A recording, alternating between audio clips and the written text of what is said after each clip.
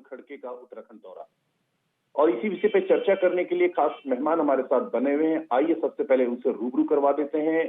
नवीन पिरसाली जी हमारे साथ है, भाजपा के नेता है। नवीन जी, आज की इस चर्चा में वीआईपी परिवार आपका स्वागत करता है। दीपक जुयाल जी वरिष्ठ स्तंभकार हैं। दीपक जी, आज की इस चर्चा में आपका स्वागत है। और राजनीतिक विश्लेषक रवि शरद जी, रवि जी, आज की इस चर्चा में वीआईपी परिवार आपका स्वागत। प्रणाम। सबसे पहले रुख नवीन जी आपकी तरफ करना चाहेंगे, क्योंकि अगर हम बात करते हैं कांग्रेस के राष्ट्रीय अध्यक्ष मल्लिकार्जुन खड़गे, कहीं ना कहीं आगामी लोकसभा चुनाव से इसको जोड़ते हुए देखा जा रहा है। कई लोगों का कहना है कि वो उत्तराखंड में कांग्रेस में लोकसभा चुनाव का बिगुल फूंकने आए हैं। अगर इससे पहले की हम बात करें तो कांग्रेस प्रभारी कुमारी सैलजा भी यहाँ दौरा कर चुकी हैं। हालांकि हम ये भी आपको बता दें कि भाजपा के जो उत्तराखंड प्रदेश अध्यक्ष हैं, उनका स्पष्ट तौर पे कहना है कि मल्लिकार्जुन खड़गे के आने से यहाँ पे कोई फर्क नहीं पड़ने वाला। यहाँ की जनता जो है भाजपा हो चुकी है और यहाँ की जनता जनार्दन का रुख भाजपा की तरफ है। किस तरीके से इसको नवीन जी वैचारिक पटल पर? देखिए, चाहे बहुत सही बात है कि उत्तराखंड पहले से भाजपामय है और जब से मोदी जी ने भगवान राम की प्राण प्रतिष्ठा की है, तब से और ज्यादा श्रद्धा भारतीय जनता पार्टी की तरफ यहाँ की देशपूरी जनता की बड़ी है।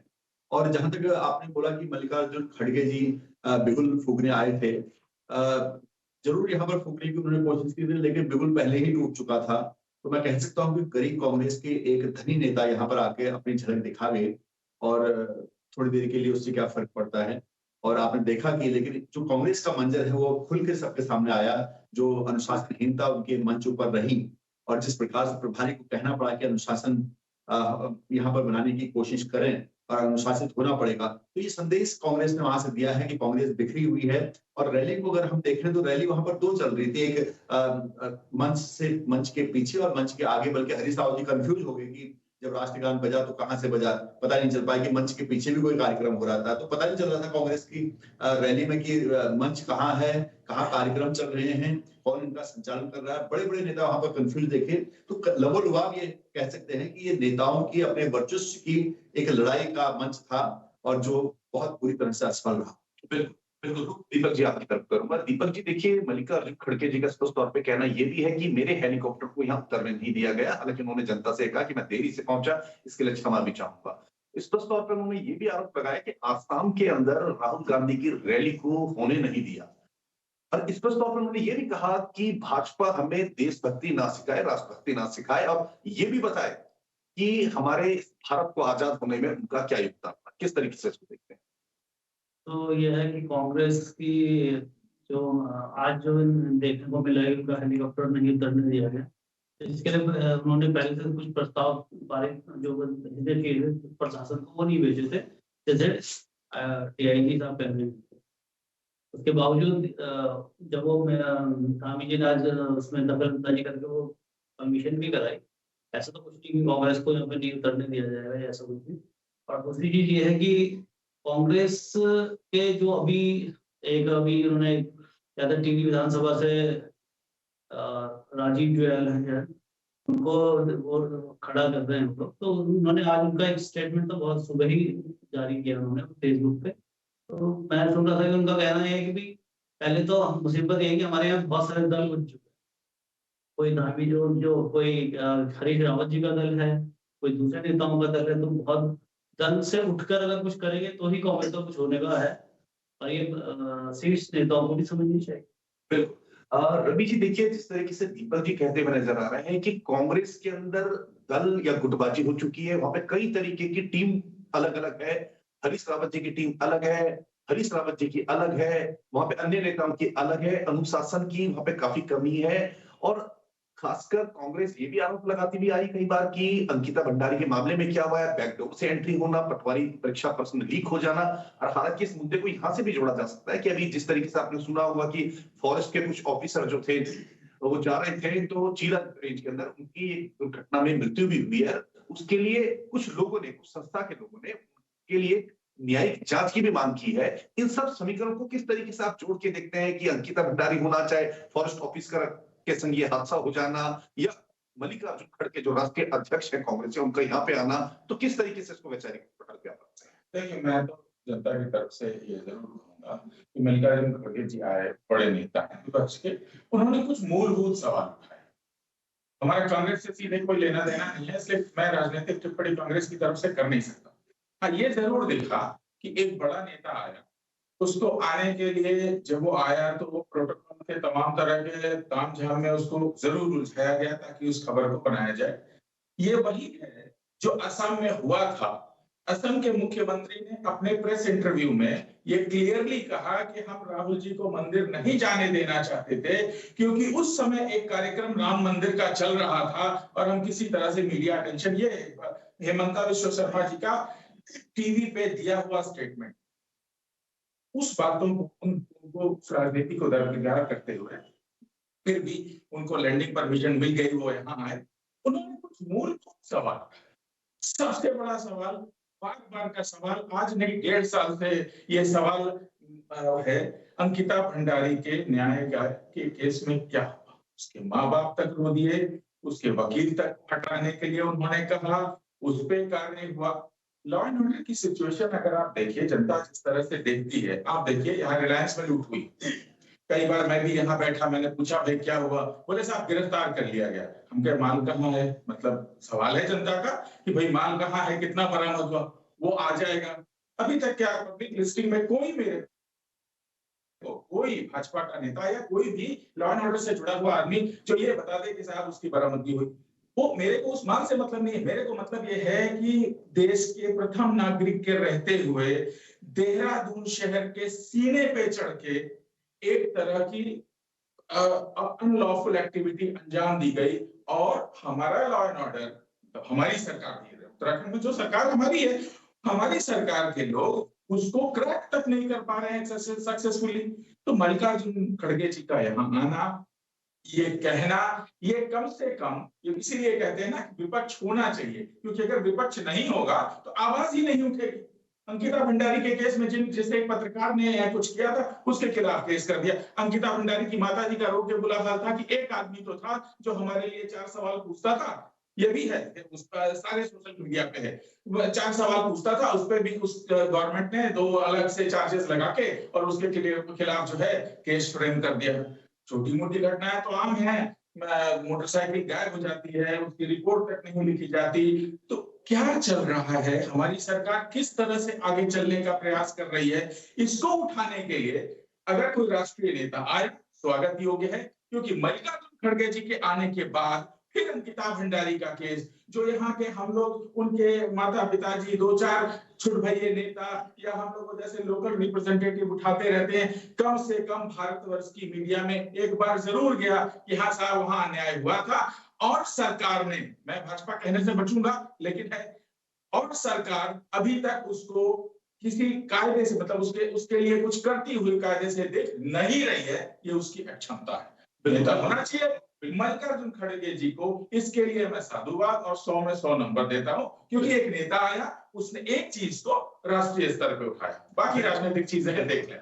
नवीन प्रसाली जी, देखिए अंकिता भंडारी का जिक्र हो जाता है डिबेट में कई बार, लेकिन प्रश्न यहाँ पे भी आ जाते हैं कि 2012 की अगर बात करते हैं, निर्भया का सेंटर में, केंद्र में कांग्रेस की सरकार होती थी, क्योंकि एक पक्ष में देखा जा सकता है, अगर तस्वीर में 2 शीशे हैं तो दोनों तरीके से देखा जाता है, दोनों तरफ से देखा जाता है। अगर यहाँ देर हुई है तो निर्भया कांड में भी कहीं ना कहीं काफी देर हुई थी निर्णय आने में, क्योंकि शासन प्रशासन है, जो न्यायिक प्रक्रिया है वो अपना समय लेती है, उसके लिए किसी पार्टी को विशेष को दोष नहीं दिया जा सकता, लेकिन प्रश्न चिन्ह खड़े हो जाते हैं जब पटवारी का प्रश्न पत्र लीक हो जाता है।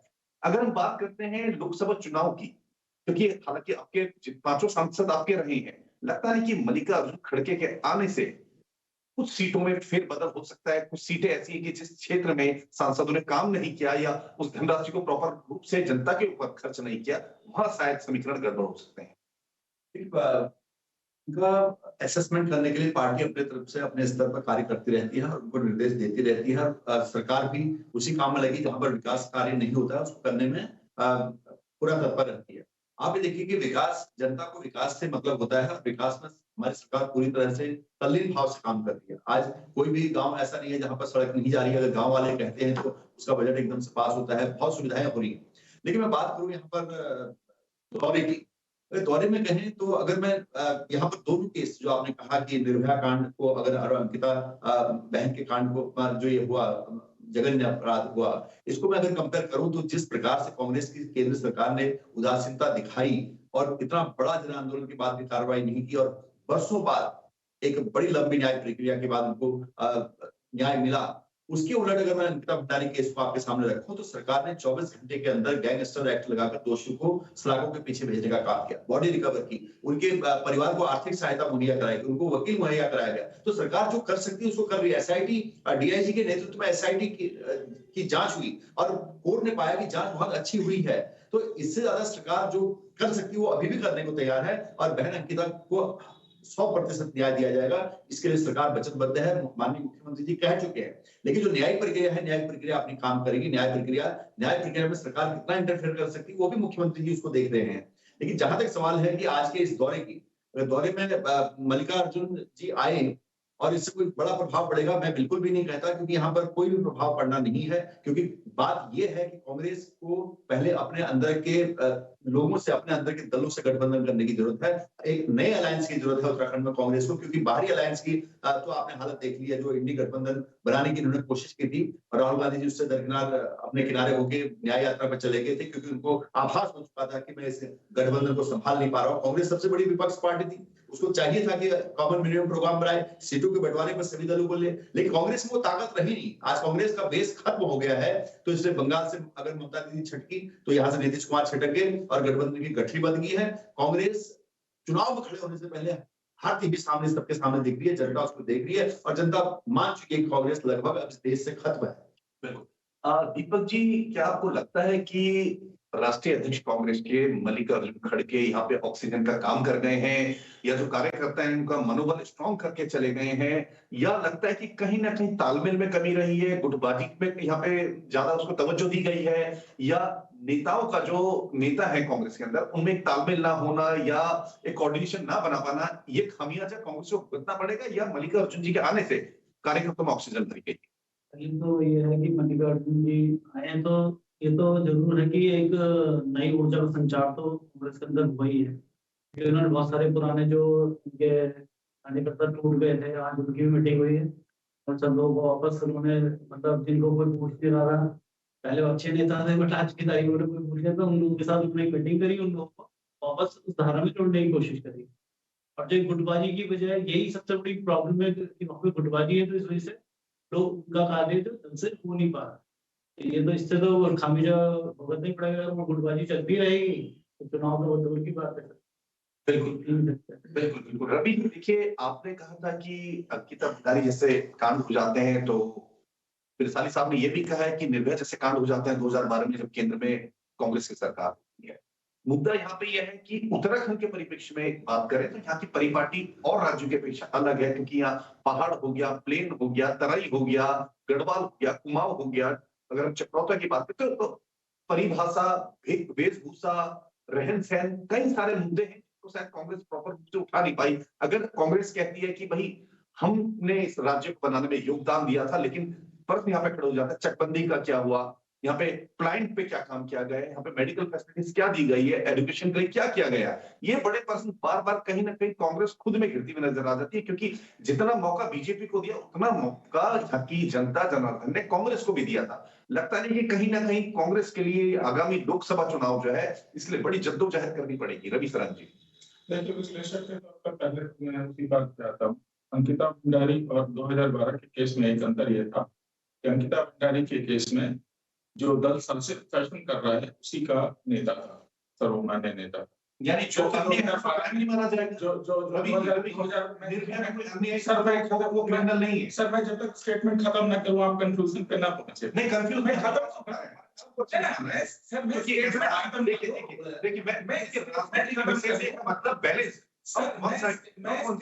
खत्म कर लूं फिर आप बोलिए। देखिए, दोनों में मतलब दोनों एक्सट्रीम केसेस हैं, इसमें कुछ कहना ही नहीं। हाँ, अंकिता भंडारी का उससे थोड़ा अलग इसलिए है, मैं क्राइम की मात्रा की बात नहीं कर रहा, मैं कह रहा हूं कि वो अलग इसलिए है कि शासित दल का नेता ही इसमें शामिल है। ये एक तरह का बहुत ही अजीब परिस्थिति है। कौन सा जो भाजपा के साथ, कौन सा नेता?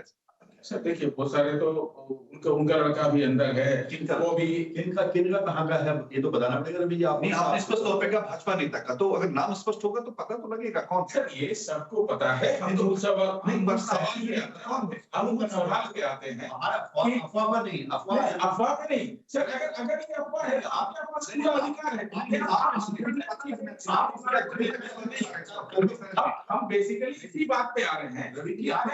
अगर ये बात आपका केस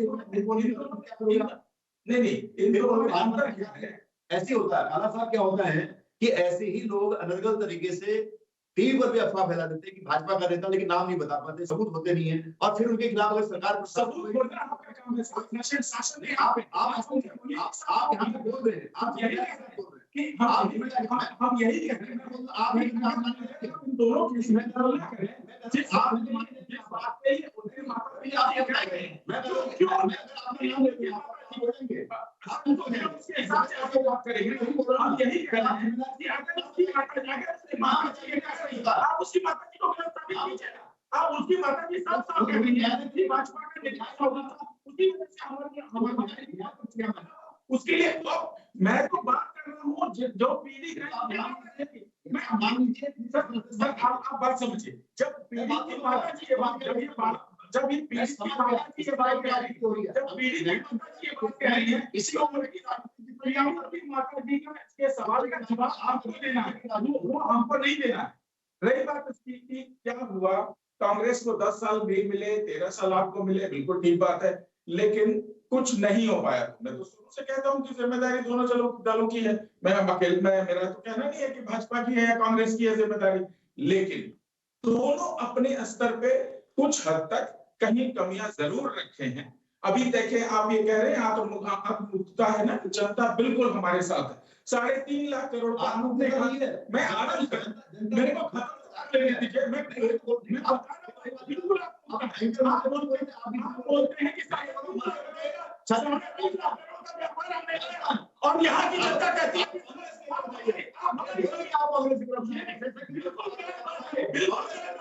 ये जनता भूमि का आंदोलन की जनता और आप कहते हैं हमने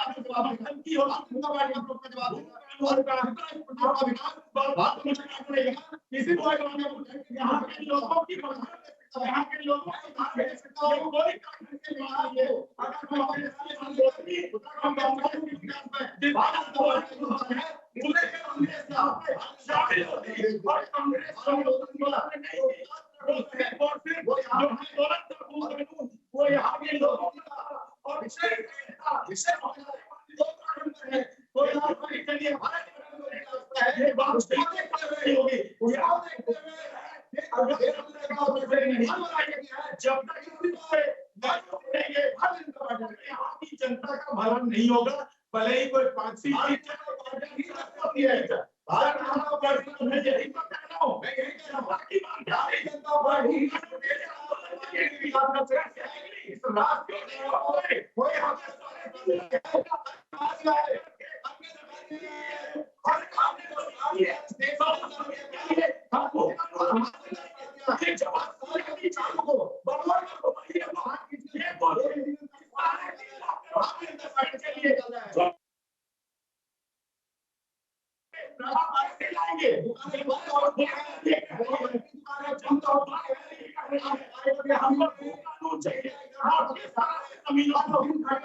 पार्टी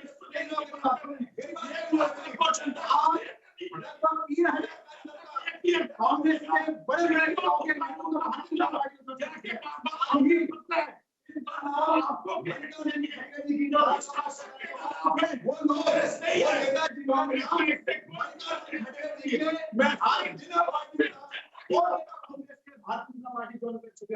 जिन लोगों का नाम खड़गे जी के डिनर पार्टी में था, वो नेता कांग्रेस से आज भारतीय जनता पार्टी जुड़ चुके हैं। भारतीय जनता पार्टी से आज बहुत बड़े बड़े नेता, पूर्व विधायक, दो बार के विधायक भारतीय जनता पार्टी और भारतीय जनता पार्टी लगातार बढ़ रहा है।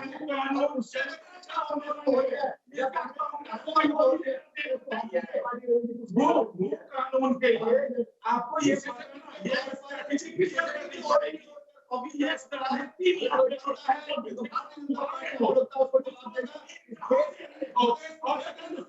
नहीं दे रहे हो तो वो 3.5 लाख करोड़ का इन्वेस्टमेंट कैसे आएगा?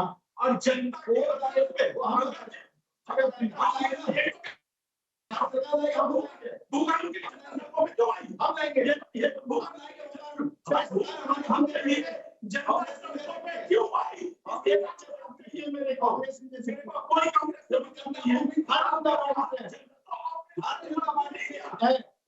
मांग कर रही है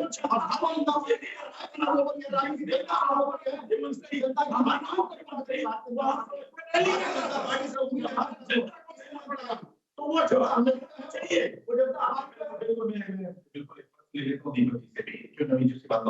बराबर समय दे दिया जाएगा। देखिए, जिस सौम्यता के साथ सरल भाषा में आप दोनों ने समझाया, मैं समझता हूँ लाखों करोड़ों जनता ने इस चीज को समझा होगा। देखिए, क्रिमिनल होता है, किसी पार्टी विशेष का नहीं होता, ना वो अमीर घर का होता है, ना गरीब घर का होता है। जिसने क्राइम किया वो क्रिमिनल है। अगर जिस तरीके से एक मेडिसिन, एक सिरिंज काम करती है, वो कभी ये नहीं देखती कि वो किस धर्म जाति का है या अमीर घर से या गरीब घर से, प्रॉपर ट्रीटमेंट करती है। तो क्रिमिनल को हम परिभाषित नहीं कर पाएंगे। जिसने क्राइम किया है वो क्रिमिनल की परिभाषा में फिट बैठता है, उसको कहीं ना कहीं सजा देना न्यायिक प्रक्रिया का काम है। दीपक जी, देखिए, बात हो रही है कांग्रेस के राष्ट्रीय अध्यक्ष मल्लिकार्जुन खड़गे की भी। कहीं ना कहीं ऑक्सीजन, तो देखिए कोई भी बड़ा नेता आता है तो कार्यकर्ता में ऑक्सीजन आना, ऑक्सीजन भरना लाजमी है। लेकिन गुटबंदी खासकर तब हो जाती है जब लगता है कि कांग्रेस अच्छे स्तर पे आ रही है, बीजेपी अच्छे स्तर पे आ रही है, अन्य पार्टी अच्छे स्तर पे आ रही है, तो गुटबंदी, घेरेबंदी वहां ज्यादा हो जाती है। किस तरीके से उसको आप देखते हैं? इस तरीके तो गुटबंदी तो बहुत ज्यादा हो ही चुकी है कांग्रेस में। इस सबसे बड़ी डैमेजेस आज की तारीख में कांग्रेस को कोई कर रहा तो उनके खुद ही के लोग कर रहे हैं। उसे भाजपा को कुछ करने की जरूरत नहीं, वो अपने आप ही कर रहे हैं। हमारे काम जो भाजपा को करनी चाहिए था वो खुद कर रहे हैं वो चीजें। तो उस जगह तो वो स्टैंड करते ही है, कहीं पे भी कांग्रेस वाले की उस जगह स्टैंड करते हैं। लेकिन अभी भाजपा के प्रवक्ता साहब ने एक बात बोली कि ने बोला कि भाई कानून का मुद्दा है। देखिए, एक चीज तो बिल्कुल सही है कि यहाँ की जनता वो कानून मांगती है और भाजपा को उसकी मांग को पूरा करना ही चाहिए। दूसरी बात, आपने भी ये बात कही कि हमने वो उस दिन से जमीनों पे रोक लगा दी। दूसरे दिन का स्टेटमेंट है सीएम साहब का खुद का कि जो व्यापारी हैं, बड़े व्यापारी जिनको इस मीट में लाए गए थे, उनको भूमि दी जाएगी, जो क्योंकि उससे पहले वो एक बार हो चुकी है 6000 कुछ 6000 एकड़। हाँ जी, 6000 एकड़ वो एक कर लिए गवर्नमेंट ने, पहले ही कर दी थी वो एक बार। वो जमीनें चाहे भूखंड ना आए उससे कोई फर्क नहीं पड़ता, लेकिन उन व्यापारी को जमीन दी जाएगी। ये स्पष्ट उन्होंने कहा था अगले दिन के स्टेटमेंट में था उनका। ये जो चाहे तो देख जमीन की मैं तो कह